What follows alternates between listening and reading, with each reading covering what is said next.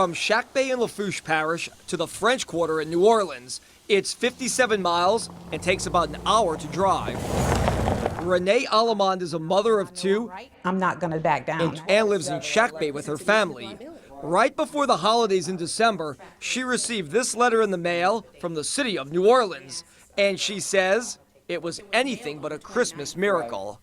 It's a citation from the Parking Violations Bureau in the city of New Orleans. A city Allemande doesn't frequent very much. Extreme shock, because I have never gotten a parking ticket in New Orleans, nor have I been there in months, maybe years. And I don't even know where Toulouse Street is. So Allemande called City Hall and asked for proof from the city that the ticket was issued properly. She received this, a picture taken from one of the devices parking control officers use in New Orleans when they issue tickets. Only problem, the car the city says is illegally parked isn't Allemande's. My vehicle is a Chevrolet Tahoe, which is an SUV, and the vehicle in the picture is what the girl told me is a Mercedes-Benz, and it's silver. So it's a four-door sedan. Clearly no mistaking this for a Mercedes. No, absolutely not. It's much, much larger than a Mercedes. We asked the city about this specific matter. They told us Allemande has the right to appeal. I have to prove myself innocent here.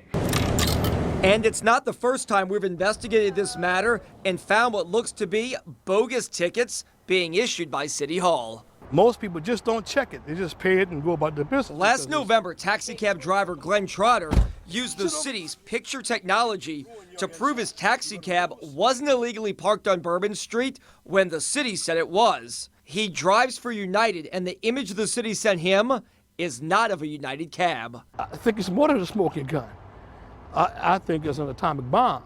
We also caught up with 3 people from the North Shore to Houma who all found themselves in the same situation. The copy of the citation had my daughter's license plate number on it, but it showed it for a gray Oldsmobile. My daughter's car is a red Mazda.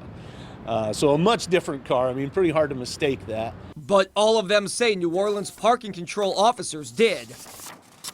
And now the Inspector General wants to take a look. If you have multiple exceptions, then it quite possibly could be a system problem. So those need to be examined. It seems like it's a pattern given the story that you did. I mean, it's obvious that there's no checks and balances in that office, and that's the problem. Last year, Ed Cotrevaux's investigators issued a scathing report on the city's parking control officers. In some cases, the IG found parking control officers spending hours at a time sitting inside coffee shops or on their cell phones using free Wi-Fi and getting paid for it. And his report says that at least one parking control officer retaliated against those who complained about their actions. Now he wants to see if there's more to what Allemande and the others are going through. Okay, that could be an innocent mistake, or it could be a systemic problem. And now you've gotten a whole bunch of these. So I think it's certainly worth a look. The city says all people who think they were ticketed improperly are entitled to a hearing, and they do admit parking control officers are sometimes prone to making mistakes. Do you all welcome the Inspector General coming in and looking at something like this? Absolutely. Second set of eyes, third set of eyes at what we're doing is always welcome. But in 2015, more than 581,000 vehicle citations were issued. More than 200,000 were for traffic safety camera citations, and more than 379,000 were for parking citations.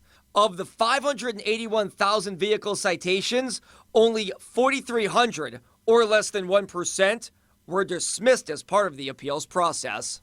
I'm going to prove my innocence. I'm not going to pay $20 when I know it's not even mine. The way you get to the bottom of these things is when you've got what looks to be a system problem, mismatches photos and the actual ticket described by the license number.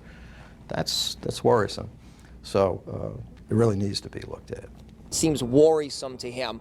Is that what you guys would like to see, if this is just a mistake or is it a systematic error? Well, first off, all the parking enforcement staff that we deploy, they go through 4 to 6 weeks of training before they even hit the field. So they have classroom training. They go out to the field with a veteran officer to do training before they're allowed to even go out solo and issue citations.